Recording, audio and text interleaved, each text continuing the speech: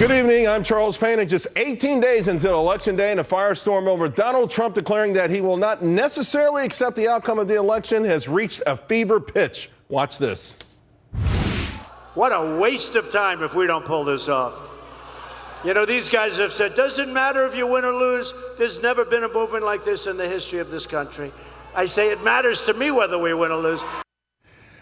Well, many political experts argue Trump's challenge of the electoral process is a brilliant move, but many others are saying it's just a desperate Hail Mary. Joining me to discuss, Paige Pate, Heather Higgins, John Burnett, and Steve Rogers. And I want to start with you, Heather, because you wrote an article entitled Why Trump's Wait and See Was Brilliant. You think it's a brilliant move? Yes, absolutely.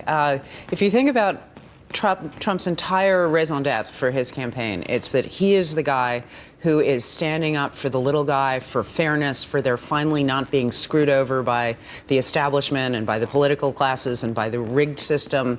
And, you know, with WikiLeaks coming out and the videos and all the rest of it, this has only reinforced that. 41% of voters now say that they think that things are stacked against them. If he had said, in the context of that debate, that he would have just accepted it, it would have been read as, not that I'm abiding by the rules of elections, including contesting elections. It would have been read as, I'm conceding, so therefore you can go ahead and cheat because there's not going to be any check on your cheating. And his voters would have felt incredibly dishonored and disrespected by that. By saying instead what he has said, he's got masses of earned media, which is how his campaign thrives. And every time the media does this story, what his voters hear is, I'm standing up for you. We will follow the rules, but those rules include contesting elections that are not fair. Right. And people ought to know that we are going to be checking if they do try to cheat. But the other side of the equation, John, are people who may not vote for Donald Trump. Do they feel that, according to the political elite and the media, that this is somehow going to nullify or sort of delegitimize the outcome of this election, and to the overarching theme in the media that this has never been done before, it's unheard of, and to a degree, even unpatriotic? Well, Trump has written The Art of the Deal, right? So he's in the process of writing The Art of the Real, because he's mastered earned media, to your point. But, you know, Trump also knows that he's slipping in the polls. And slipping in the polls on the other side might be interpreted as, you know what, we don't really need to come out and vote for Hillary because we're really not excited about the candidate. So you're saying part of this is psychology, some form of a head game. Right. Is it the head game to get his folks out, or a head game to keep Hillary's people home? I think this is a great GOTV effort for Trump. He needs to appeal to his base to say, you know what, we need you at the polls, not only to watch the polls, but you know what, this whole thing might be rigged. So we need you to come out. We need you to stay engaged. You know what? Because he doesn't have a ground game like Hillary. So, what do you make of it, Steve? Heather's article was brilliant. It really was, because she touched upon something that Donald Trump has been touching upon, is about trust for our government. When he talks about rigged and he talks about the lack of confidence and trust, there's no longer any trust and confidence in the FBI, not in the Justice Department, not in the White House. There is a total breakdown in trust. If we don't trust the outcome of the election, what happens to democracy in general? What's the next step? I believe that once the election is certified, and that's what he's talking about, he's going to go along with it and say, look, this was a fair election. Remember what Al Gore did. Al Gore today, I mean, is even speaking about how he really should be the president of the United States. Donald Trump is going to accept this at the right time. Right behind him. Yeah, I mean, he went away kicking and screaming. I want to get back to you 1 second, Heather, but let's bring Paige in. Paige, what do you make of it? Is this a brilliant move on Donald Trump's part for many reasons, or is this something that's undermining democracy?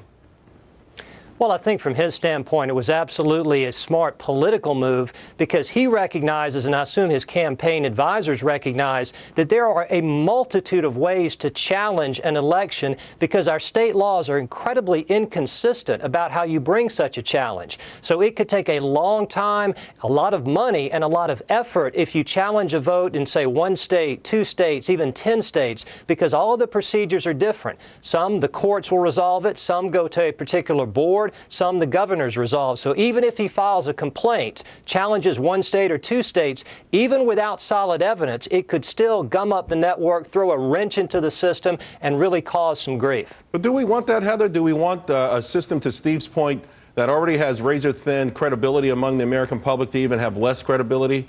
In other words, what would the margin of defeat have to be before Donald Trump takes one of these avenues of saying, hey, I want to appeal it or protest it? Recounts have been a long part of the tradition of keeping elections honest and trusted. But if the number was 4% margin, 3%, I mean, where's that magic number that you say, hey, that's enough to have that recount? That will be up to the Trump campaign, but I think realistically, he's not going to want to waste money. We know that he has run the most frugal campaign in history, so he's not going to want to waste a lot of money on lawyers and recounts unless he thinks that there's a chance of getting something out of it. What I want to say, just to the point that the media trope that is being driven by the left is, oh, he wants to break with tradition and change how we do laws. If you look at the pattern of Trump speak, which we've now been observing for a year, it starts with this headline-grabbing, bold statement that makes everybody go, is that what he really means? And then he always backs off. And if you look at when he backed off, he said, I would accept a clear election result, but would also reserve my right to contest or file a legal challenge in the case of a questionable result. And always, I will follow and abide by all of the rules and traditions of all the many candidates who have come before me. Who would disagree with that? That's somebody who's playing by the rules. He's just using the rules as they exist. And yet there's an article that more than 20 Republican governors and top statewide officials are rejecting this entire rhetoric, including this quote, this election is not rigged. It is irresponsible to say that it is. South Carolina Governor Nikki Haley. Well, there's a lot of people hedging bets on local races. So they're trying to create some distance between themselves, from Trump, to make sure that they continue to engage voters. But, like you said, Trump is focusing on a way to get out the vote. Trump is also trying to make sure that, despite the voter turnout, despite how the election turnout will go, we need to start making sure that our republic is held accountable. And Sheriff Clark talked about pitchforks and torches, and you mentioned, Steve, Donald Trump asking on his website, you can actually sign up to be an election monitor. Yeah. Are you developing a militia, or how do you handle that? And do you stop the people who are going to obviously be angry if Donald Trump loses, no matter what the margin? There are going to be a lot of people out there who believe it's rigged, they're upset about it, and they're going to want to take action. Where do we go from there?